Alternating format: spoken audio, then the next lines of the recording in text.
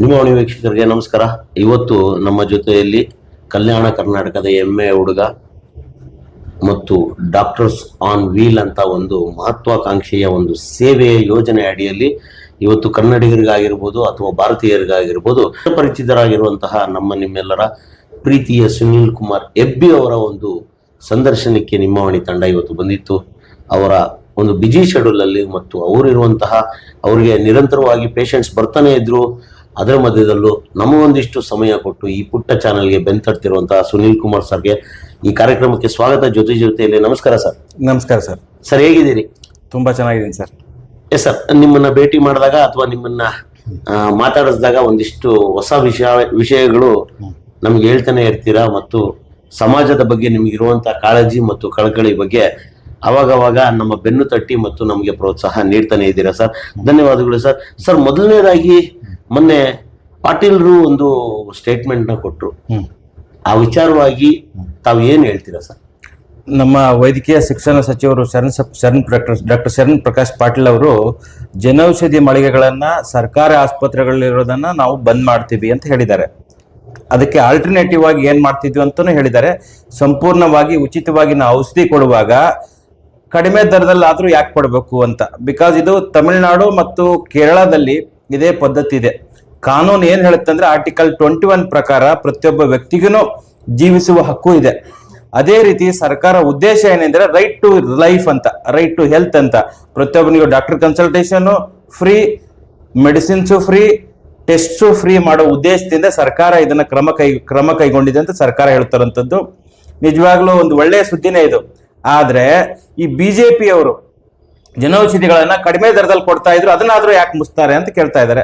ಅದೇ ಬಿಜೆಪಿ ಅವರು ಕೇಂದ್ರ ಸರ್ಕಾರದ ಜೊತೆ ಮಾತಾಡಿ ಈ ಕಡಿಮೆ ದರದಲ್ಲಿ ಕೊಡೋದನ್ನ ಉಚಿತವಾಗಿ ಕೊಡೋದನ್ನ ಮಾಡ್ಲಿ, ಅಥವಾ ರಾಜ್ಯ ಸರ್ಕಾರ ಮತ್ತು ಕೇಂದ್ರ ಸರ್ಕಾರ ಇಬ್ರು ಸಹಭಾಗಿತ್ವದಲ್ಲಿ ಇಬ್ರು ಅದೇನ್ ಫಂಡ್ ಆಗುತ್ತೋ ಏನ್ ಎಕ್ಸ್ಪೆನ್ಸಸ್ ಆಗುತ್ತೋ 50-50 ಮಾಡ್ಬೋದಲ್ವಾ?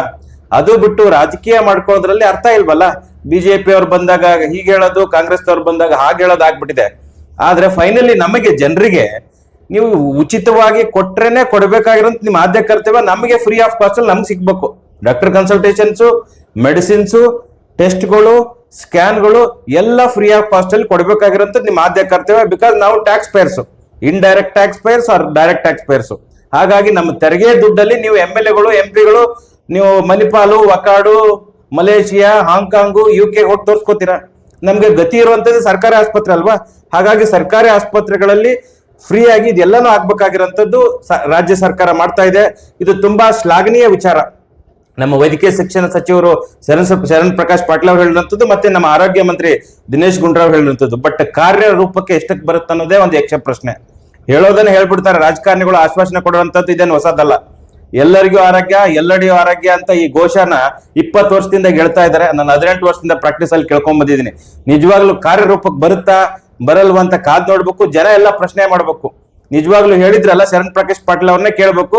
ಸರ್ಕಾರ ಆಸ್ಪತ್ರೆಗೆ ಹೋಗಿ ನಿಮ್ಗೆ ಔಷಧಿ ಸಿಕ್ಕಿದ್ರೆ ಅವ್ರಿಗೆ ಥ್ಯಾಂಕ್ ಯು ಹೇಳಿ, ಸಿಗದೆ ಇದ್ರೆ ಹೇಳೋದೊಂದು ಮಾಡೋದಂತ ಜನ ಪ್ರಶ್ನೆ ಮಾಡ್ಬೇಕಂತ ಸ್ಥಿತಿ ಇದೆ. ಧಿಕ್ಕಾರಕ್ಕೆ ಹೋಗಿ ಅಂತ ಹೇಳ್ತಾ ಇದ್ದಾರೆ. ಹೌದೌದೌದು. ಯಾರನ್ನ ನೋಡಿ ಯಾವುದೇ ವಿಚಾರಗಳನ್ನ ಜನ ಧ್ವನಿ ಎಲ್ಲಿವರೆಗೆ ಎತ್ತಲ್ವೋ ಅಲ್ಲಿವರೆಗೆ ಯಾವ ಸರ್ಕಾರ ಆಗ್ಲಿ ಯಾವ ಅಧಿಕಾರಿ ಆಗ್ಲಿ ಕೆಲಸ ಮಾಡೋದೇ ಇಲ್ಲ.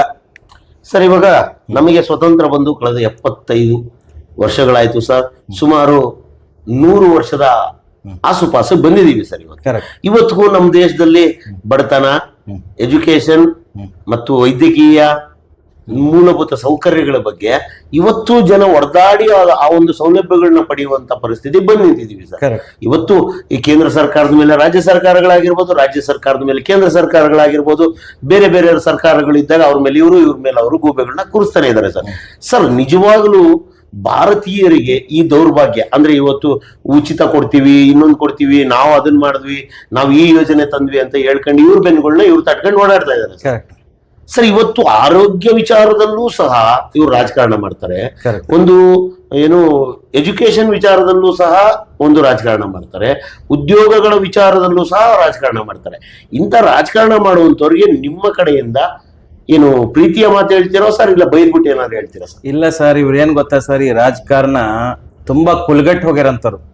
ಹಾಲಿ ರೌಡಿಗಳು, ಗಲ್ಲಿ ರೌಡಿಗಳು, ಜಿಲ್ಲಾ ರೌಡಿಗಳು, ತಾಲೂಕಾ ರೌಡಿಗಳು ವಿಧಾನಸೌಧದ ರೌಡಿಗಳು, ಹೋಬಳಿ ಮಟ್ಟದ ರೌಡಿಗಳು, ಅವನ ಹಿಂದೆ ತಿರುಗಾಡುವಂತ ಬಟ್ಟಂಗಿಗಳು, ಚಮಚಾಗಳು, ಚೇಲಾಗಳು, ಅವ್ರು ಮೆರೆಸಿ ಅವ್ರಿಗೆ ಜ್ಞಾನ ಇಲ್ದಾರ ಸರ್. ಅಯೋಗ್ಯರು ಎಲ್ಲ ಮಂತ್ರಿಗಳು MLA ಆಗ್ಬಿಟ್ರೆ ಅವ್ನಿಗೆ ಏನ್ ಜ್ಞಾನ ಇರುತ್ತೆ ಸರ್? ಯಾವುದೇ ಜ್ಞಾನ ಇರಲ್ಲ ಅವ್ನಿಗೆ. ಕಮಿಷನ್ ಜ್ಞಾನ ಇರುತ್ತೆ ನೋಡಿ, ಸೂಪರ್ ಆಗಿ 30% 40% ಕಮಿಷನ್ ಕೊಡದೇ ಇದ್ರೆ ಅವ್ನ ಆಫೀಸಿಗೆ ಕರೆಸಿ ಲೈಟ್ ಆಫ್ ಮಾಡಿ ಹೊಡಿತಾರಂತ. ಅಂತ ಗುಂಡ ಗಾಂಡುಗಳು MLA ಇರೋದ್ರಿಂದ ನನಗೆ ಮುಜುಗರ ಏನು ಅನ್ಸಲ್ಲ, ನನಗೇನ್ ತಪ್ಪು ಅನ್ಸಲ್ಲ. ಬಿಕಾಸ್ ನೇರವಾಗಿ ಹೇಳ್ತಾ ಇದೀವಿ. ಯಾಕಂದ್ರೆ ಸತ್ಯನ ಹೇಳೋದಕ್ಕಾದ್ರೂ ಧೈರ್ಯ ಬೇಕಲ್ಲ ಸರ್. ನನ್ನಂತವ್ನು ಹೇಳ್ದೇ ಇದ್ರೆ, ಆರ್ಥಿಕವಾಗಿ ಸಬಲನಾಗಿರೋಂಥವ್ನು, ಕಾನೂನುಬದ್ಧವಾಗಿ ಕಾನೂನುಬದ್ಧ ಸಹಕಾರ ಸಲಹೆ ಇರೋಂಥವ್ರು, ಸಮಾಜ ನಮ್ ಜೊತೆಲಿ ಇರುವಂತದಕ್ಕೆ ಯಾಕೆ ಪ್ರಶ್ನೆ ಮಾಡಬಾರ್ದು? ನಾನು ಧ್ವನಿ ಎತ್ತರದ್ ನನ್ನ ಉದ್ದೇಶಕ್ಕಲ್ಲ, ನನ್ನ ಸೆಲ್ಫಿಶ್ ಅಜೆಂಡಾಗಲ್ಲ, ಸ್ವಂತತನಕ್ಕಲ್ಲ. ನಿಮಗೋಸ್ಕರ, ನಿಮ್ಮ ಕಷ್ಟಕ್ಕೋಸ್ಕರ ದಿನ ಕಣ್ಣಾರೆ ನೋಡ್ತೀನಿ. ಆಸ್ಪತ್ರೆಗೆ ಹೋದ್ರೆ ಡಾಕ್ಟರ್ ಇದ್ರೆ ನರ್ಸ್ ಇರಲ್ಲ, ನರ್ಸ್ ಇದ್ರೆ ಮೆಡಿಸಿನ್ಸ್ ಇರಲ್ಲ, ಈ ತರದ್ ಆಗ್ತಾನೆ ಇರುತ್ತೆ. ಹಾಗಾಗಿ ರಾಜ್ಯ ಸರ್ಕಾರ ಮತ್ತೆ ಕೇಂದ್ರ ಸರ್ಕಾರಕ್ಕೆ ಹೇಳುವಂತದ್ದು ಏನಂದ್ರೆ, ಈಗ ನಾನು ರಾಜ್ಯ ಸರ್ಕಾರ ಕೇಳ್ತೀನಿ, ನಾನು ಕರ್ನಾಟಕ ರಾಜ್ಯದ ಒಬ್ಬ ವೈದ್ಯನಾಗಿ, ಒಬ್ಬ ಹೋರಾಟಗಾರನಾಗಿ ಹೇಳೋದೇನಂದ್ರೆ, ನಮಗೆ ಬೇಕಾಗಿರೋಂಥದ್ದು ಶಿಕ್ಷಣ ಭಾಗ್ಯ, ಆರೋಗ್ಯ ಭಾಗ್ಯ, ಇವೆರಡೇ ಭಾಗ್ಯ ಬೇಕಾಗಿರೋದು. ಈ ಕುಕ್ಕರ್ ಭಾಗ್ಯ, ಈ ನಿಕ್ಕರ್ ಭಾಗ್ಯ, ಈ ಶಾದಿ ಭಾಗ್ಯ ಎಲ್ಲ ಬೇಕಾಗಿಲ್ಲ. ಇವೆರಡನ್ನ ಮಾತ್ರ ಕೊಡಿ. ಜನ ಏನ್ ಬಿಕಾರಿಗಳಲ್ಲ. ನೀವು ಸಮಯ ಬಂದಾಗ ಒಂದು ಓಟು ನೋಟು ಅಂತ ನೀವು ಮಾಡ್ಲೇ ಇಲ್ಲ. ನೀವೇನಂದ್ರೆ 1 ಕ್ವಾರ್ಟರು 1 ಓಟು, ಅಥವಾ 1000 ರೂಪಾಯಿ ದುಡ್ಡು 1 ಓಟು, ಈ ತರ ಪರ್ಚೇಸ್ ಮಾಡಿ ನೀವು ಗೆದ್ದಿರೋಂಥದ್ದು. ನಿಜವಾಗ್ಲೂ ಜನರು ಮನಸ್ಸಿಂದ ನಿಮ್ನೇನ್ ಗೆಲ್ಸಿಲ್ಲ. ಏನಂದ್ರೆ ಅದು ಅದೇ 30% 40% ಓಟ್ ತಗೊಂಡ್ ಗೆದ್ದಿರೋರು, ನೀವೇನು 80% 70% ಓಟ್ ತಗೊಂಡು ಗೆದ್ದಿರೋರಲ್ಲ. ಹಾಗಾಗಿ ನಮಗೆ ಬೇಕಾಗಿರೋಂಥದ್ದು, ಜನ ಕೇಳ್ಬೇಕಾಗಿರೋದು ಉಚಿತವಾಗಿರೋಂಥದ್ದು. ಮಕ್ಕಳ ಶಿಕ್ಷಣಕ್ಕಾಗಿ ಫೀಸ್ ಕಟ್ಟದಿರೋ ಸ್ಥಿತಿಗಿದೆ. ಯಾವ ಒಂದು ಸರ್ಕಾರಿ ಶಾಲೆಗಳು ಸಾವಿರಾರು ಮುಸ್ತಾ ಇದಾವೆ. ಸರ್ಕಾರಿ ಆಸ್ಪತ್ರೆಗಳು ದನ ಹೋಗಿ ಮಲಗ್ತಾ ಇದಾವೆ, ಎಮ್ಮೆ ಕೋನ ಮಲಗ್ತಾ ಇದೆ. ಉತ್ತರ ಕರ್ನಾಟಕದಲ್ಲಿ ಹೋಗ್ಬಿಟ್ರೆ ಒಂದು ಆಸ್ಪತ್ರೆ ಇಲ್ಲ ನೋಡಿ. ಜಯದೇವ ಆಸ್ಪತ್ರೆ ಬಂದ್ಬಿಟ್ಟು ಬೆಂಗಳೂರಲ್ಲಿ ಇರೋಂಥದ್ದು, ಕ್ಯಾನ್ಸರ್ ಹಾಸ್ಪಿಟಲ್ ಬಂದು ಬೆಂಗಳೂರಲ್ಲಿ ಅಂತದ್ದು. ಉತ್ತರ ಕರ್ನಾಟಕದಲ್ಲಿ ಮಾಡೋದಕ್ಕೆ ಏನಾಗುತ್ತೆ? ನಮ್ಮ ಉತ್ತರ ಕರ್ನಾಟಕದ MLAಗಳಿದಾರಲ್ಲ, ಈ ಅಯೋಗ್ಯರು, ನಾಲಾಯಕರು, ನೀಚರು, ದುಷ್ಟರು ನೋಡಿ. ಅವ್ರು ಯಾಕೆ ಹೀಗೆ ಮಾತಾಡ್ತಾ ಇದ್ದೀನಂದ್ರೆ, ಅವ್ರಂತ ನೀಚರೇ ಯಾರು ಇಲ್ಲ. ಅವ್ರು ಸದಾಶಿವನಗರದಲ್ಲಿ ಡಾಲರ್ಸ್ ಕಾಲಲ್ಲಿ ಮನೆ ಕಟ್ಕೊಂಡು ಮಜಾ ಮಾಡ್ಕೊಂಡಿದ್ದಾರೆ. ಅವ್ರ ಮಕ್ಕಳು ಗಾಂಜಾ ಹೊಡ್ಕೊಂಡು, ದೊಡ್ಡ ದೊಡ್ಡ ಕಾರ್ ತಗೊಂಡು, ಶೋಕಿ ಮಾಡ್ಕೊಂಡು, ಈ ತರ ಎಜುಕೇಶನ್ ಇಸ್ಕೊಂಡ್ ಮಾಡ್ಕೊತ ಹೋಗ್ತಾ ಇದ್ದಾರೆ. ಹೊರತಾಗಿ ಯಾವನಾದ್ರೂ ಉತ್ತರ ಕರ್ನಾಟಕಕ್ಕೆ ಜಯದೇವ ಆಸ್ಪತ್ರೆ ಬೇಕಂತ ಕೇಳಿದ್ನಾ? ಕಿದ್ವಾಯಿ ಆಸ್ಪತ್ರೆ, ಕ್ಯಾನ್ಸರ್ ಹಾಸ್ಪಿಟಲ್ ಬೇಕಂತ ಕೇಳಿದ್ನಾ? ಕೇಳೋದೇ ಇಲ್ಲ. ಸರ್ಕಾರಿ ಮೆಡಿಕಲ್ ಕಾಲೇಜ್ ಬೇಕಂತ ಕೇಳಿದ್ನಾ? ಕೇಳೇ ಇಲ್ಲ. ಯಾಕೆ ಕೇಳಲ್ಲ? ಅವ್ರ ಹಿತಾಸಕ್ತಿ, ಬರೀ ಅಜೆಂಡಾ, ದಂಧೆ ದಂಧೆ ದಂಧೆ ದಂಧೆ ಮಾಡಕ್ಕಿರುವಂತದ್ದು. ಹಾಗಾಗಿ ತುಂಬಾ ನೋವಿನ ಸಂಗತಿ ಆಗುತ್ತೆ. ನಾನೊಬ್ಬ ಉತ್ತರ ಕರ್ನಾಟಕದ ವೈದ್ಯನಾಗಿ, ಹೋರಾಟಗಾರನಾಗಿ ನನಗೆ ತುಂಬಾ ನೋವಾಗುತ್ತೆ. ಇನ್ನೊಂದು ವಿಚಾರ ಏನಂದ್ರೆ, ಅಲ್ಲಿ ಈ ತರದ್ ನಮ್ಮಂತವನ್ ಯಾವನಾದ್ರೂ ಧ್ವನಿ ಜಿಲ್ಲೆಯಲ್ಲಿ ಯಾವನಾದ್ರು ಎತ್ಬಿಟ್ರೆ ಅವ್ನ ಮೇಲೆ ಕ್ರಿಮಿನಲ್ ಕೇಸ್ ಬೇರೆ ಬುಕ್ ಮಾಡ್ತಾನಂತ ಈ ಅಯೋಗ್ಯರು. ಯಾವ್ದಾದ್ರು ಅಲ್ಲಿ ಇರ್ತಾನಲ್ಲ, ಅವ್ನ್ ಸಂಬಂಧಪಟ್ಟವನೇ 15-20 ಲಕ್ಷಕ್ಕೆ ಇನ್ಸ್ಪೆಕ್ಟರ್ ಕರ್ಕೊಂಡ್ಬಂದು ಅವನ್ಗೆ ಕೇಳ್ಬಿಟ್ಟು ಸುಳ್ಳು ಕೇಸ್ ಹಾಕುವಂತದ್ದು, ಧಮಕಿ ಹಾಕುವಂತದ್ದು. ಇಲ್ಲ ಇರ್ತಾರಲ್ಲ ಈ ಚಮಚಗಳು, ಚೇಲಾಗಳು, ವೈಟ್ ಅಂಡ್ ವೈಟ್ ಹಾಕೊಂಡ್ ಬರ್ತಾರಲ್ಲ, ಅವ್ರ ಕಡೆಯಿಂದ ಧಮಕಿ ಹಾಕ್ಸುವಂತದ್ದು, ಮನೆ ಕಲ್ಲು ಹಾಕ್ಸುವಂತದ್ದು, ಈ ತರದ್ದೆಲ್ಲ ಮಾಡ್ತಾರೆ. ಉತ್ತರ ಕರ್ನಾಟಕದಲ್ಲಿ ಇರುವಂತದ್ದು ಇದೆಯಲ್ಲ ಪರಿಸ್ಥಿತಿ, ತುಂಬಾ ಅಧೋಗತಿ ಆಗ್ಬಿಟ್ಟಿದೆ. ಬೆಂಗಳೂರಲ್ಲಿ ನಮ್ಮಂತ ಧ್ವನಿ ಎತ್ತೀವಿ, ನಮ್ಗೆಲ್ಲದಕ್ಕೂ ರೆಡಿ ಆಗಿರೋದಕ್ಕೆ ನಾವು ಹಿಂಗ್ ಧ್ವನಿ ಎತ್ತಿರೋದು. ಹಾಗಾಗಿ ಪ್ರಾಮಾಣಿಕವಾಗಿ ನಾವ್ ಹೇಳ್ತಾ ಇದೀವಿ, ಎಲ್ಲರೂ ಧ್ವನಿ ಎತ್ತಿ. ಕಳ್ಳನ ಕಳ್ಳ, ಭ್ರಷ್ಟನ ಭ್ರಷ್ಟ ಅಂತಾನಿ. 100 ರೂಪಾಯಿ ಕಳ್ಳನ್ನ ನಾವು ಬೀದಿಯಲ್ಲಿ ಹೊಡಿತೀವಿ. ಅದೇ 100 ಕೋಟಿ 1000 ಕೋಟಿ ಕಳ್ಳನ್ನ ತಲೆ ಮೇಲೆ ಹೊತ್ತು ಬರೆಸ್ತೀವಿ. ಅನ್ನ ಸಾಹೇಬರು ದನಿ ಹಾರ ತುರಾಯಿ ಕೊಟ್ಟು ಅವ್ರನ್ನ ಸನ್ಮಾನನೂ ಮಾಡ್ತೀವಿ. ಸೇಬಿನ ಹಾರ, JCB ಬೆಲ್ ಅಂತ ಹಾಕಂತ ಹಾರ. ನಾಚಿಕೆ ಆಗಲ್ವಾ ನಿಮ್ಗೆ? ಸಾರ್ವಜನಿಕ ದುಡ್ಡ್ರಿ, ಹರಾಮಿ ದುಡ್ಡಲ್ಲಿ ಬದುಕ್ತಾರಂತದ್ ನೀವು. ನಿಮಗೆ ಬೇಕಾದ್ರೆ, ನಿಮ್ಗೆ ಸಂಬಳ ಬೇಕಾದ್ರೆ ಯಾವನು ಕೇಳೋದೇ ಇಲ್ಲ. ನೀವು ಸಂಬಳ 3 ಪಟ್ಟು ಏರಿಕೆ ಮಾಡ್ಕೋತೀರ. ಅದೇ ಜನರಿಗೆ ಏನಾದ್ರೂ ಕೇಳ್ಬೇಕಾದ್ರೆ ಡಿಸ್ಕಷನ್ ಆಗ್ಬೇಕು. ಅವನು ವಿರೋಧ ಮಾಡೋದು, ಇವನು ವಿರೋಧ ಮಾಡೋದು, ಇದೇ ಆಗ್ತಾ ಇದೆ. ಸರ್, ರೀಸೆಂಟ್ ಆಗಿ ರಾಕೇಶ್ ಪೂಜಾರಿ ಅನ್ನೋ ಒಬ್ಬ ಕಿರುತೆರೆಯ ನಟ ಹಾರ್ಟ್ ಅಟ್ಯಾಕ್ ಆಗಿ ತೀರ್ಕೊಂಡ್ರು ಸರ್. ಈ ತರ ವಿಚಾರಗಳು ಸೆಲೆಬ್ರಿಟಿಗಳು ತೀರ್ಕೊಂಡಾಗ, ಅಥವಾ ಒಂದಿಷ್ಟು ಸಮಾಜದಲ್ಲಿ ಗುರುತಿಸ್ಕೊಂಡವ್ರು ತೀರ್ಕೊಂಡಾಗ ತುಂಬಾ ಪ್ರಚಲಿತಕ್ಕೆ ಬರುತ್ತೆ ಸರ್, ಮತ್ತು ಜನಕ್ಕೆ ಸಹಜವಾಗಿ ಗೊತ್ತಾಗುತ್ತೆ. ಹೌದು. ಈ ಒಂದು ಸಾವಿನ ಹಿಂದೆ ಏನ್ ಕಾರಣ ಇರ್ಬೋದು ಸರ್? ಇಲ್ಲ, ಖಂಡಿತವಾಗ್ಲೂ ಏನಂದ್ರೆ, ಸಾಕಷ್ಟು ಜನಕ್ಕೆ ಸ್ಟ್ರೆಸ್ಫುಲ್ ಲೈಫ್ ಅನ್ನ ಲೀಡ್ ಮಾಡ್ತಾ ಇದ್ದಾರೆ. ಸಾಕಷ್ಟು ಸಾಲ ಸೋಲ ಮತ್ತೆ ಕೋವಿಡ್ ಇಂಜೆಕ್ಷನ್ ಇಂದನೂ ಸಾಯ್ತಾ ಇದಾರೆ ಅಂತ ಒಂದಿಷ್ಟು ವರದಿಗಳು ಹೇಳ್ತಾ ಇದೆ. ಹಾಗಾಗಿ ಯುವಕರು ಹಿತಮಿತ ಆಹಾರ ವಿಹಾರ ಮತ್ತೆ ಅವ್ರು ನಡೆಯೋ ಅವ್ರ ಲೈಫ್ ಸ್ಟೈಲು ಇದೆಲ್ಲ ಬಹಳ ಇಂಪಾರ್ಟೆಂಟ್ ಆಗುತ್ತೆ. ಹಾಗಾಗಿ ಜನರಿಗೆ ಸ್ಟ್ರೆಸ್ಫುಲ್ ಲೈಫ್ ನ ಲೀಡ್ ಮಾಡದೆ ಇದ್ರೆ ತುಂಬಾ ಹೆಲ್ದಿ ಆಗಿರ್ತಾರೆ. ಅವಾಗೆಲ್ಲ 75 ವರ್ಷ 80 ವರ್ಷ 100 ವರ್ಷ ಬದುಕಿದವ್ರು ಇದಾರೆ. ಇವಾಗ 60 ಕ್ರಾಸ್ ಮಾಡಲ್ಲ, 40-45ಕ್ಕೇನೆ ಕಾರ್ಡಿಯಾಕ್ ಅರೆಸ್ಟ್ ಆಗುವಂಥದ್ದು ಅಥವಾ ಹೃದಯಾಘಾತ ಆಗುವಂಥದ್ದು, ಈ ತರದ್ದೆಲ್ಲ ಆಗ್ತಾ ಇದೆ. ಸರ್, ಇವಾಗ ನಿತ್ಯ ನಾವು ಫೇಸ್ಬುಕ್ ಮತ್ತು ಇದ್ರಲ್ಲಿ ನೋಡ್ತಾ ಇದ್ರೆ, ಸೋಷಿಯಲ್ ಮೀಡಿಯಾಗಳಲ್ಲಾಗಿರ್ಬೋದು ಅಥವಾ ಪತ್ರಿಕೆಗಳಲ್ಲಿ ನೋಡ್ತಾ ಇದ್ರೆ, 30ರಿಂದ 40 ವರ್ಷ ವಯಸ್ಸಿರುವಂತ ಮಧ್ಯಮ ವಯಸ್ಕರರು ತುಂಬಾ ಹೃದಯ ಸಮಸ್ಯೆಗಳು ಅಥವಾ ಹಾರ್ಟ್ ಅಟ್ಯಾಕ್ ಆಗಿ ಸಾಯ್ತಾ ಇದಾರೆ ಸರ್. ಇದಕ್ಕೆ ರಾಕೇಶ್ ಶೆಟ್ಟಿ ರಾಕೇಶ್ ಪೂಜಾರಿ ಅವ್ರಿಗೆ ಏನ್ ಕೊಟ್ರ ಅದೇ ಇರ್ಬೋದಾ ಸರ್ಕಾರ? ಇಲ್ಲ, ನಿಜವಾಗ್ಲೂ ಅದೇ ಅನ್ಸುತ್ತೆ. ಬಿಕಾಸ್ ಯಾಕಂದ್ರೆ ಸ್ಟ್ರೆಸ್ಫುಲ್ ಲೈಫ್ ಕಂಪ್ಲೀಟ್ ಆಗಿ ಒಬ್ಬ ವ್ಯಕ್ತಿ ಪ್ರತಿದಿನ ಮಿನಿಮಮ್ 8 ಅವರ್ಸ್ ಕೆಲಸ ಮಾಡ್ಬೇಕಾಗಿರೋದು ನಾವು ಅದನ್ನ ಮೀರಿ 12 ಅವರ್ಸ್ 18 ಅವರ್ಸ್ ಸುಮಾರು ಜನ 24 ಗಂಟೆನೂ ಆ ಕೆಲಸದ ಬ್ಯುಸಿಯಲ್ಲೇ ಇರ್ತಾರೆ. ಹಾಗಾಗಿ ಈ ಸ್ಟ್ರೆಸ್ಫುಲ್ ಇಂದಾನೇ ಆಗ್ತಾರಂಥದ್ದು. ಹಾಗಾಗಿ ಎಲ್ಲರೂ ಹಿತಮಿತ ಆಹಾರ ವಿಹಾರ ಮಾಡುವಂಥದ್ದು ತುಂಬಾ ಅವಶ್ಯಕತೆವಾಗಿದೆ. ಸರ್, ಇವಾಗ ಕರ್ನಾಟಕದಲ್ಲಿ ನಾವೆಲ್ಲ ನೋಡ್ತಿರೋಂಗೆ ಒಂದಿಷ್ಟು ಪ್ರಕರಣಗಳು ಬೆಳಕಿಗೆ ಬರ್ತಾ ಇದೆ ಸರ್. ಚಿಕ್ಕವರು ದೊಡ್ಡವರು ಅಂದೆ ನೋಡ್ತಾ ಇರೋದಂಗೆ ಏನು ಗೂಂಡಾ ವರ್ತನೆಗಳು ಮಾಡೋದು, ಯುವಕರ ವರ್ತನೆಗಳು. ಇದಕ್ಕೆ ಕಾರಣ ಇವತ್ತೇನು ಮಾದಕ ವಸ್ತುಗಳು ಮತ್ತು ಗಾಂಜಾ ಈ ರೀತಿಯ ವಿಷಯದ ಮೇಲೆ ಇದನ್ನ ಸ್ವೀಕರಿಸ್ತಿರೋದ್ರಿಂದ ಯುವಕರು ಈ ತರ ಆಡ್ತಾ ಇದಾರೆ ಸರ್? ಇಲ್ಲ, ನಿಜವಾಗ್ಲೂ ಪೊಲೀಸ್ ಇಲಾಖೆ ಈಗ ನಮ್ಮ DG IGP ಹೊಸದಾಗಿ ಸಲೀಂ ಸರ್ ಅಂತ ಬಂದಿದ್ದಾರೆ. ಈಗ ಅವರಾದ್ರೂ ಮಾಡ್ಬೇಕಾಗಿರೋಂಥದ್ದು ಆದ್ಯ ಕರ್ತವ್ಯ. ಬಿಕಾಸ್ ಗಾಂಜಾ, ಡ್ರಗ್ಸು, ಚರಸ್ಸು ಇವೆಲ್ಲ ಬರ್ತಾ ಇರೋಂಥದ್ದು, ಸಪ್ಲೈ ಆಗ್ತಾ ಇರೋಂಥದ್ದನ್ನೇ ಪೊಲೀಸ್ ಇಲಾಖೆಯವರು ಕುಮ್ಮಕ್ಕಿಂದನೇ ಆಗ್ತಾ ಇರೋಂಥದ್ದು ನಾನು ಹೇಳ್ತಂತ ನೇರವಾಗಿ. ಯಾಕಂದ್ರೆ ಇಲ್ಲಾಂದ್ರೆ ಪ್ರತಿ ಸಾರಿ ಕೇಸ್ ಹಾಕುವಂಥದ್ದು, ಫಿಟ್ ಮಾಡೋಂಥದ್ದು, ಜೈಲಿಗೆ ಕಳಿಸುವಂಥದ್ದು, ಮತ್ತೆ ತರಿಸುವಂಥದ್ದು ಇದೆಲ್ಲ ಆಗ್ತಾ ಇರೋದು ಏನಕ್ಕೆ? ಪೊಲೀಸರು ಏನ್ ಮಾಡ್ತಾ ಇದ್ದಾರೆ? ದಕ್ಷ ಪೊಲೀಸರು, ಕರ್ನಾಟಕ ಪೊಲೀಸ್ ನಂಬರ್ 1, ಸಿಂಗಮ್ಮು ಚಿಂಗಮ್ ಅಂತ ತಿರುಗ್ತಾರಲ್ಲ ಇವರು. ಸೋಷಿಯಲ್ ಮೀಡಿಯಾದಲ್ಲಿ ತಮ್ಮ ಬಗ್ಗೆ ತಾವ ಕೊಚ್ಕೊಂಡ್ ತಿರ್ಗೊಳ್ಳೋಂಥದ್ದು ಅಥವಾ ಫ್ಯಾನ್ ಪೇಜ್ ಅಲ್ಲಿ ಹುಟ್ಟಾಕ್ತಾರಲ್ಲ, ಇವ್ರು ನಿಜವಾಗ್ಲೂ ಏನಾದ್ರು ಮಾಡಿದಾರ ಸಾಧನೆನ? ಯಾಕೆ ಡ್ರಗ್ಸ್ಗೆ ಶಿಕ್ಷೆ ಯಾಕೆ ಮಾಡಿಸಲ್ಲ ಇವರು? ಒಂದಕ್ಕಾದ್ರೂ ಕನ್ವಿಕ್ಷನ್ ಮಾಡಿಸಲ್ಲ ಡ್ರಗ್ ಕೇಸಲ್ಲಿ? ಇಲ್ವೇ ಇಲ್ಲಲ್ಲ. ಸುಮ್ನೆ ಒಂದು ಕಿತ್ತೋಗೋ FIR ಹಾಕುವಂಥದ್ದು, ಆ FIR ಹಾಕೋದ್ರಿಂದ ಸುಲಿಗೆ ಮಾಡುವಂಥದ್ದು, ಮತ್ತೆ ಜೈಲಿಗೆ ಬಿಡುವಂಥದ್ದು, ಮತ್ತೆ ಬೇಲ್ ತಗೊಳ್ಳುವಂಥದ್ದು. ಕ್ರಿಮಿನಲ್ಸ್ ಏನಾದ್ರು ಟ್ರಾನ್ಸ್ಫಾರ್ಮೇಶನ್ ಆಗಿದಾರೇನ್ರಿ? ಜೈಲಿಗೆ ಹೋದಿರೋ ಏನೋ ಬದಲಾವಣೆ ಆಗಿದಾರ? ಇಲ್ಲ, ಡಬಲ್ ಕ್ರಿಮಿನಲ್ ಆಗಿದ್ದಾನ ಅವನು. ಜೈಲಲ್ಲಿ ಹೇಗಿರ್ಬೇಕು, ಜೈಲೆಲ್ಲ ರೋಲ್ ಕಾಲ್ ಹೆಂಗ್ ಮಾಡ್ಬೇಕು ಎಲ್ಲ ಕಲ್ತ್ ಬಿಟ್ಟಿದ್ದಾನೆ. ನೀವು ರಿಫಾರ್ಮೇಶನ್ ಜೈಲು ಸುಧಾರಣಾ ಕೇಂದ್ರ ಅಂತ ಇರುವಂತದ್ದು, ಅಲ್ಲಿ ಸುಧಾರಣೆ ಆಗ್ತಾ ಇಲ್ಲ. ಅಲ್ಲಿ ಟ್ರೈನಿಂಗ್ ಕೊಡ್ತಾ ಇದಾರೆ ಇನ್ನೊಂದು ಹೆಂಗೆ ಬಿಗ್ಗೆಸ್ಟ್ ಕ್ರಿಮಿನಲ್ ಆಗ್ಬೇಕು ಅಂತ. ಒಂದು ಸಾರಿ ಜೈಲಿಗೆ ಹೋಗಿ ಬಂದಿರೋನು ಪದೇ ಹೋಗ್ತಾನೆ. ಅವ್ನಿಗೆ ಏನಂದ್ರೆ ಅತ್ತೆ ಮನೆ ಮಾವನ್ ಮನೆ ತರ ಆಗ್ಬಿಡುತ್ತೆ. ಹಾಗಾಗಿ ನೀವು ಬದಲಾವಣೆ ಮಾಡ್ತಾ ಇಲ್ಲ. ಅವನು ಇನ್ನಷ್ಟು ಕ್ರಿಮಿನಲ್ಸ್ ನ ಹುಟ್ಟಾಕಿ ಆ ಕ್ರಿಮಿನಲ್ಸ್ ಜೊತೆ ಹಪ್ತಾ ವಸೂಲಿ ಮಾಡ್ತಾರಂತದ್ದು. ಟ್ರೈನಿಂಗ್ ಮಾಡಿ ಕಳಿಸ್ತಾ ಇದ್ದೀರಾ, ದಿನ ಪ್ರೊಫೆಷನಲ್ ಆಗಿ ಟ್ರೈನಿಂಗ್ ಮಾಡಿ ಕಳಿಸ್ತಾ ಇದ್ದೀರಾ. ಇದು ಸರ್, ಇವಾಗ ನಿಮ್ಗೆ ಗೊತ್ತಿರ್ಬೋದು, ಮೊನ್ನೆ 5 ವರ್ಷದ ಪಾಪು ಬಿಡದಿಲ್ ನಡೆದಂತ ಘಟನೆ, ಇವೆಲ್ಲ ನೋಡ್ತಾ ಇದ್ರೆ ಎಲ್ಲೋ ಒಂದು ಕಡೆ ಹೆಣ್ಣು ಮಕ್ಕಳಿಗೆ ಕರ್ನಾಟಕ ಸುರಕ್ಷಿತವಲ್ವಾ? ಮತ್ತು ಮಹಿಳೆಯರಿಗಾಗಿರ್ಬೋದು, ಮಕ್ಕಳಿಗಾಗಿರ್ಬೋದು ಈ ದುರ್ಗತಿ ಬಂದಿರೋದು ಕೇವಲ ಒಂದು ಸರ್ಕಾರದ ಒಂದು ಫೇಲ್ಯೂರ್ ಅಂತಿರೋ ಅಥವಾ ಇವತ್ತಿನ ಗೃಹ ಇಲಾಖೆ ಫೇಲ್ಯೂರ್ ಅಂತಿರೋ, ಅದು ರಾಜ್ಯ ಆಗಿರ್ಬೋದು ಮತ್ತು ದೇಶ ಆಗಿರ್ಬೋದು ಸರ್? ಇಲ್ಲ, ಸರ್ಕಾರದ ಫೇಲ್ಯೂರು ಮತ್ತೆ ಹೋಮ್ ಮಿನಿಸ್ಟ್ರು ಕಾರಣ, ಮತ್ತೆ ಪೊಲೀಸ್ ಇಲಾಖೆನೇ ಕಾರಣ, ಮತ್ತೆ ಇದಕ್ಕೆಲ್ಲದಕ್ಕೂ ಕಾರಣ ನಾವು ಕಾರಣ ಇದೀವಿ. ಯಾಕಂದ್ರೆ ಸಮಾಜದಲ್ಲಿ ಒಂದಿಷ್ಟು ಸೆನ್ಸಿಟಿವ್ನೆಸ್ ಇಲ್ಲ. ಯಾವ್ದೋ ರೋಡಲ್ಲಿ ಒಂದು ಆಕ್ಸಿಡೆಂಟ್ ಆಗಿರುತ್ತೆ, ಅವ್ರಿಗೆ ಸಹಾಯ ಮಾಡಲ್ಲ. ಯಾರೋ ಮಚ್ ತಗೊಂಡು ತಲವಾರ್ ತಗೊಂಡು ಓಡಾಡ್ತಾ ಇರ್ತಾನೆ, ಅಟ್ಲೀಸ್ಟ್ ಪೊಲೀಸ್ಗೆ ಇನ್ಫಾರ್ಮ್ ಮಾಡಲ್ಲ ಅಥವಾ ಸಹಾಯಕ್ಕೆ ಬರಲ್ಲ. ಇದು ದುಸ್ಥಿತಿ ಏನಂದ್ರೆ ನಾವು ಇನ್ಸೆನ್ಸಿಟಿವ್ ಆಗ್ಬಿಟ್ಟಿವಿ. ಮಾನವೀಯತೆಗಳನ್ನ ಎಲ್ಲಾ ಸಂವೇದನೆಗಳನ್ನ ಕಳ್ಕೊಂಡು ಹಿಂಗಾಗ್ತಾರಂತದ್ದು. ಹಾಗಾಗಿ ಜನನೇ ಎದುರಿಸ್ಕೊಳ್ಬೇಕು. ಈ ತರದ ಘಟನೆ ಆದಾಗ ತಕ್ಷಣಕ್ಕೆ ವಿಡಿಯೋ ಚಿತ್ರೀಕರಣ ಮಾಡಿನೋ, ಆಡಿಯೋ ಮಾಡಿನೋ ಅಥವಾ ಪೊಲೀಸ್ಗೆ ತಿಳಿಸುವಂತದ್ದು ಕ್ವಿಕ್ ಆಗಿ ಆಗ್ಬೇಕಾಗಿರೋಂಥದ್ದು. ಹಾಗಾಗಿ ಇದು ತುಂಬಾ ದೌರ್ಭಾಗ್ಯ ಮತ್ತು ದೌರ್ಬಲ್ಯ ಅನ್ಸುತ್ತೆ ನಮ್ಮೆಲ್ಲರದು. ಇದೆಲ್ಲದಕ್ಕೂ ಇನ್ಕ್ಲೂಡಿಂಗ್ ನಾವೇ ಕಾರಣ. ಇದಕ್ಕೆ ನಾವೆಲ್ಲರೂ ಎಚ್ಚೆತ್ಕೊಳ್ಗೋವರೆಗೆ ಅಕ್ಕ ಪಕ್ಕ ಮನೆಯವರು ನಮ್ಮವರೇ, ನಮ್ಮಂತ ಕಷ್ಟದಲ್ಲೇ ಇದ್ದಾರೆ ಅಂತ ಅನ್ನೋದನ್ನ ತಿಳ್ಕೊಂಡು ಮಾಡುವಂತ ತುಂಬಾ ಅವಶ್ಯಕತೆವಾಗಿದೆ. ಸರ್, ಮುಂದಿನ ಆರೋಗ್ಯ ಮಂತ್ರಿ ಆಗ್ತೀನಿ ಅಂತ ಡಾಕ್ಟರ್ ಸುನೀಲ್ ಕುಮಾರ್ ಹೆಬ್ಬಿ ಅವರು ಹಲವು ಬಾರಿ ಹೇಳಿದ್ದೀರಾ, ಮಾಧ್ಯಮಗಳಲ್ಲೂ ಹೇಳಿದ್ದೀರಾ. ಸರ್, ಇವತ್ತಿನ ಈ ಸಮಾಜ ಮತ್ತು ಈ ವ್ಯವಸ್ಥೆಗಳ ಮಧ್ಯದಲ್ಲಿ ಡಾಕ್ಟರ್ ಸುನೀಲ್ ಕುಮಾರ್ ಹೆಬ್ಬಿ ಅವರು ಒಂದು ಸೇವೆಯನ್ನು ಬಿಟ್ಟು ರಾಜಕಾರಣಕ್ಕೆ ಬಂದು ಆ ಸೇವೆಯನ್ನು ಮುಂದುವರ್ಸಕ್ ಸಾಧ್ಯನಾ? ಇಲ್ಲ, ಖಂಡಿತ ಸಾಧ್ಯ ಇದೆ ಸರ್. ಪೊಲಿಟಿಕಲ್ ವಿಲ್ ಪವರ್ ಇರಬೇಕು ಮನುಷ್ಯನಿಗೆ. ಕಳ್ಳನ ಕಳ್ಳ, ಭ್ರಷ್ಟನ ಭ್ರಷ್ಟ, ಗೂಂಡ ಅನ್ನೋ ಚಕತೆ ಇದ್ರೆ ಅದು ಸಾಧ್ಯ. ಇಲ್ದೇ ಇದ್ರೆ ನಾನು ಈ ಪುಡಾರಿ MLA ತರ 30% 40% ಕಮಿಷನ್ ಏನಾದ್ರು ತಗೊಂಡ್ ಮಾಡ್ತೀನಿ ಅಂದ್ರೆ ನಿಜವಾಗ್ಲೂ ಸಾಧ್ಯನೇ ಇಲ್ಲ. ಯಾಕಂದ್ರೆ ನನಗೆ ಒಬ್ಬ ವೈದ್ಯನಾಗಿ 18 ವರ್ಷ ಸರ್ವಿಸ್ ಮಾಡೋದ್ರಿಂದ ಒಬ್ಬ ಡಾಕ್ಟರ್ ಮುಖ ನೋಡಿದ್ರೆ ಗೊತ್ತಾಗುತ್ತೆ ದಿನ ಎಷ್ಟು ಪೇಷಂಟ್ ನೋಡಿದಾನೆ ಅಂತ, ಅವನ ಎಷ್ಟು ದುಡ್ಡು ಹೊಡೆದಿದ್ದಾನೆ ಅಂತ ಅವನು.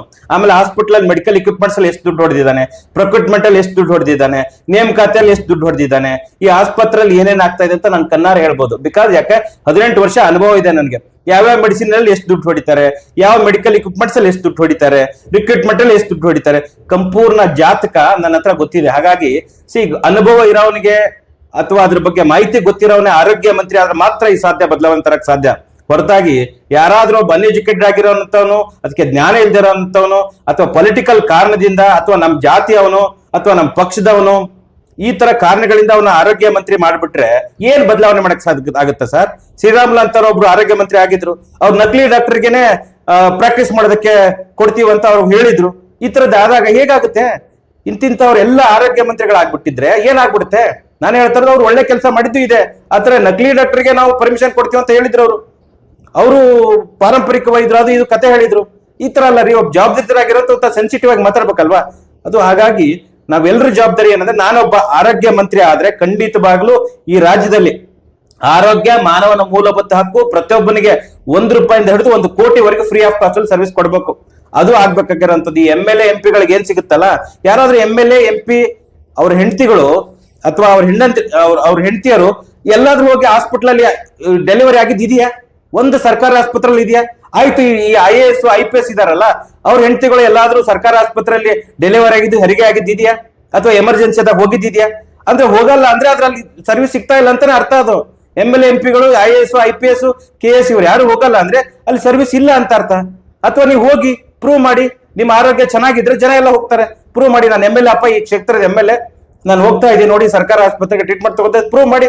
ಮಾಡಕ್ಕಾಗಲ್ವಲ್ಲ. ನೀವು ಅಲ್ಲಿ ಸರ್ಕಾರಿ ಆಸ್ಪತ್ರೆ ಸರಿ ಇಲ್ದಿರೋದಕ್ಕೆ ನೀವು ಮಣಿಪಾಲು, ವಕಾಡ, ಕೊಲಂಬಿಯಾ ಏಷ್ಯಾ ಬೇರೆ ಬೇರೆ ಕಾರ್ಪೊರೇಟ್ ಹಾಸ್ಪಿಟಲ್ಗೆ ಹೋಗ್ತಾ ಇದ್ರೆ. ಹಾಗಾಗಿ ನಿಮ್ ಜವಾಬ್ದಾರಿ ನೀವು ಮೆರಿಬೇಕು. ಯಾಕಂದ್ರೆ ನಾವ್ ಏನ್ ಹೇಳ್ತೀವೋ ಅದು ನಡ್ಕೋಬೇಕಾಗಿರೋದು ನಮ್ಮ ಆದ್ಯ ಕರ್ತವ್ಯ. ಅದನ್ನ ಮಾಡ್ತಾನೆ ಇಲ್ಲ ನೀವು. ಹೇಳೋದೊಂದು ಮಾಡೋದೊಂದು. ಬಿಜೆಪಿ ಬಂದ್ರು ಅದೇ ಹಣೆ ಬರ, ಕಾಂಗ್ರೆಸ್ ಬಂದ್ರು ಅದೇ ಹಣೆ ಬರ, ಬಿಜೆಪಿ JDS ಸಮ್ಮಿಶ್ರ ಅದು ಅದೇ ಹಣೆ ಬರ. ಇವ್ರಿಗೇನ 30% 40% ಕಮಿಷನ್ ಬೇಕಷ್ಟೇ. ಕಮಿಷನ್ ದುಡ್ಡು ಬಿಟ್ರೆ ಬೇರೆ ಏನು ಇಲ್ವೇ ಇಲ್ಲ. ಇಲ್ಲಿವರೆಗೂ ನಮ್ಮ ಪ್ರೀತಿಯ ಡಾಕ್ಟರ್ ಸುನೀಲ್ ಕುಮಾರ್ ಹೆಬ್ಬಿ ಅವರು ಅದ್ಭುತವಾಗಿ ಒಂದಿಷ್ಟು ವಿಷಯಗಳನ್ನ ತಿಳಿಸಿದ್ರು. ಮತ್ತು ಉತ್ತರ ಕರ್ನಾಟಕ ಮತ್ತು ಬೆಂಗಳೂರು ಭಾಗದಲ್ಲಿರುವಂತಹ ಸಮಸ್ಯೆಗಳ ಬಗ್ಗೆನೇ ಹೇಳಿದ್ರು. ವೈದ್ಯಕೀಯ ವಿಚಾರವನ್ನು ತಿಳಿಸಿದ್ರು. ಮತ್ತೆ ಮುಂದೆ ಅವರು ವೈದ್ಯಕೀಯ ಸಚಿವರಾದ್ರೆ ಏನೆಲ್ಲ ಬದಲಾವಣೆಗಳು ತರ್ತೀನಿ, ಏನೆಲ್ಲ ಸುಧಾರಣೆಗಳು ಮಾಡ್ತೀನಿ ಅಂತಲೂ ಸಹ ಹೇಳಿದ್ರು. ತುಂಬಾ ಅದ್ಭುತವಾಗಿ ಮಾತಾಡಿದ ಸುನೀಲ್ ಕುಮಾರ್ ಹೆಬ್ಬಿ ಅವರಿಗೆ ನಿಮ್ಮ ವಾಣಿ ಕಡೆಯಿಂದ ತುಂಬ ಹೃದಯದ ಧನ್ಯವಾದಗಳು ಸರ್. ಕೊನೆಯದಾಗಿ ಎಂಡಿಗೆ ಬಂದಿದ್ದೀವಿ, ಕಾರ್ಯಕ್ರಮದ ಕೊನೆ ಬಂದಿದ್ದೀವಿ. ನಿಮ್ಮ ಮುಖಾಂತರ ಇವತ್ತಿನ ಓವರ್ ಆಲ್ ಮೆಡಿಕಲ್ ಒಂದು ವೈದ್ಯಕೀಯ ವಿಚಾರವಾಗಿರ್ಬೋದು, ರಾಜಕೀಯ ವಿಚಾರವಾಗಿರ್ಬೋದು, ಇವತ್ತಿನ ಜನರ ಮನಸ್ಥಿತಿ ಬಗ್ಗೆ ಏನ್ ಹೇಳ್ತೀರಾ ಸರ್? ಇಲ್ಲ, ನಿಜವಾಗ್ಲೂ ರಾಜಕೀಯ ಅನ್ನೋದು ಒಂದು ಮಾಫಿಯಾ. ರಾಜಕೀಯ ಮಾಫಿಯಾ ಬಿಸ್ನೆಸ್. ಅದು ಪ್ಯೂರ್ ಬಿಸ್ನೆಸ್ ಅಲ್ಲ ಸರ್. ಬಿಸ್ನೆಸ್ ಅಂದ್ರೆ ಇನ್ವೆಸ್ಟ್ಮೆಂಟ್ ಹಾಕಿ ಮಾಡುವಂತದ್ದು ಇವ್ರದಲ್ಲ, ಇವ್ರದ್ದು. ಅಬ್ವಿಯಸ್ಲಿ ಸರ್, ಇವರು ಸ್ಟಾರ್ಟಿಂಗ್ ಅಲ್ಲಿ ಇನ್ವೆಸ್ಟ್ ಮಾಡಿರ್ತಾರೆ ಸರ್. ಇನ್ವೆಸ್ಟ್ಮೆಂಟ್ ಸರ್, ಇವ್ರು ಹೇಳೋದು ಸಮಾಜ ಸೇವಕ. ಅದು ಚುನಾವಣೆ ಬರೋಕಿನ ಮುಂಚೆ ಸರ್. ಚುನಾವಣೆ ಬಂದ್ಮೇಲೆ ಇನ್ವೆಸ್ಟ್ಮೆಂಟ್ ಸರ್, ಜನರ ಮೇಲೆ ಇನ್ವೆಸ್ಟ್ಮೆಂಟ್ ಮಾಡಿ ಸರ್. ಈಗ ಸರ್ ನೀಚ್ ಕೆಲಸ ಸರ್, ದಂಧೆ ಮಾಡ್ತಾರಲ್ಲ ಸರ್, ಅವರು ಇನ್ವೆಸ್ಟ್ಮೆಂಟ್ ಮಾಡ್ತಾರಲ್ವಾ ಸರ್. ಕಟುಕನಿಗೆ ಸಾಕಿದ ಕುರಿಗೂ ಕೊಂಡ್ಕೊಂಬಂದಿರೋ ಕುರಿಗೂ ವ್ಯತ್ಯಾಸ ಗೊತ್ತಿರಲ್ಲ ಸರ್. ಎರಡನ್ನೂ ಕಡದೇ ವ್ಯಾಪಾರ ಮಾಡ್ತಾನೆ ಸರ್. ಹಾಗೆ ಈ ರೀತಿಯಾಗಿ ಇವತ್ತಿನ ಏನು ರಾಜಕಾರಣಿಗಳು ಒಂದು ರೀತಿಯ ಕಟುಕರಾಗಿ ನಿಂತು ಬಿಟ್ರ ಅಂತ. ಇಲ್ಲ, ಕಟುಕರಲ್ಲ ಸರ್, ಇವ್ರು ಲೀಗಲ್ ಟೆರರಿಸ್ಟ್ ಇದ್ದಂಗೆ. ಇವ್ರು ಕಾನೂನುಬದ್ಧವಾಗಿ ನಾವು ಸಂವಿಧಾನದಲ್ಲಿ ಹಕ್ಕುಗಳನ್ನು ಕೊಟ್ಟು ನಮ್ಮ ಮೇಲೆ ಟೆರರಿಸಂ ಮಾಡೋದಕ್ಕೆ, ನಾವೇ ಎಲೆಕ್ಟ್ ಮಾಡಿ ನಾವೇ ಕಳಿಸಿಕೊಟ್ಟಂತಹ ನಮ್ಮದೇ ಎಲ್ಲಾ ತೆರಿಗೆ ಹಣದಿಂದ ಸುಖದ ಸವಲತ್ತುಗಳನ್ನು ಪಡೆದು ನಮ್ಮ ಮೇಲೇನೆ ಏರಿಕೆ ಮಾಡೋದು. ನಿಜವಾಗ್ಲೂ ಏನ್ ಅನ್ಸುತ್ತೆ ಗೊತ್ತಾ ಸರ್, ಜನ ಯಾಕೆ ಪ್ರಶ್ನೆ ಮಾಡ್ತಾ ಇಲ್ಲ ಅಂದ್ರೆ ಸರ್, ಕಾರಣ ಇಷ್ಟೇ, ಇವ್ರು ಯಾವ ಅತಿರೇಕಕ್ಕೆ ಹೋಗ್ಬಿಟ್ಟಿದ್ರೆ ಏನ್ ಬೇಕಾದ್ ಮಾಡಕ್ ರೆಡಿ ಆಗ್ಬಿಟ್ಟಿದ್ದಾರೆ. ಹಾಗಾಗಿ ಜನ ಹೆದರ್ತಾ ಇದ್ದಾರೆ. ಮತ್ತೆ ಜನ ಎಲ್ಲ ನಮ್ಗೆ ಇನ್ಫಾರ್ಮೇಶನ್ ಕೊಡ್ತಾ ಇದಾರೆ. ಹಾಗಾಗಿ ಇವ್ರೇನು ಬಂಡವಾಳ ನೋಡಿ, ಜನಾರ್ದನ್ ರೆಡ್ಡಿ 18 ವರ್ಷ ಆದ್ಮೇಲೆ ಜೈಲ್ಗೆ ಹೋದ. ಅವನು ಶಾಸಕ ಸ್ಥಾನನೇ ಅನರ್ಹ ಆಗ್ಬಿಡ್ತು. ಇಂಥವ್ರೆಲ್ಲ ಆದಾಗ ಹೇಗಾಗುತ್ತೆ ಸರ್, ಡಿಲೇ ಆದಾಗ justice delayed is justice denied ಅಂತ.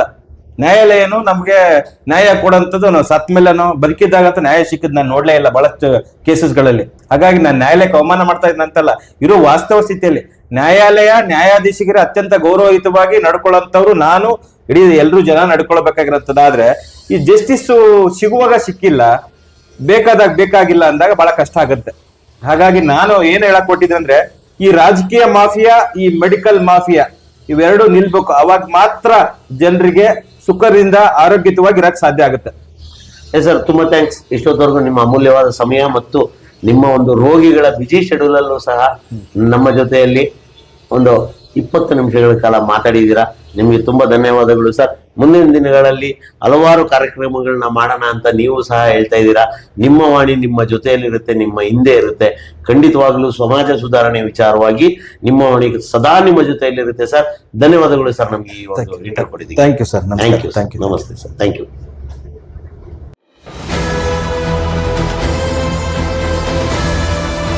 ನಿಮ್ಮ ವಾಣಿ. ಇದು ಕನ್ನಡಿಗನ ಧ್ವನಿ.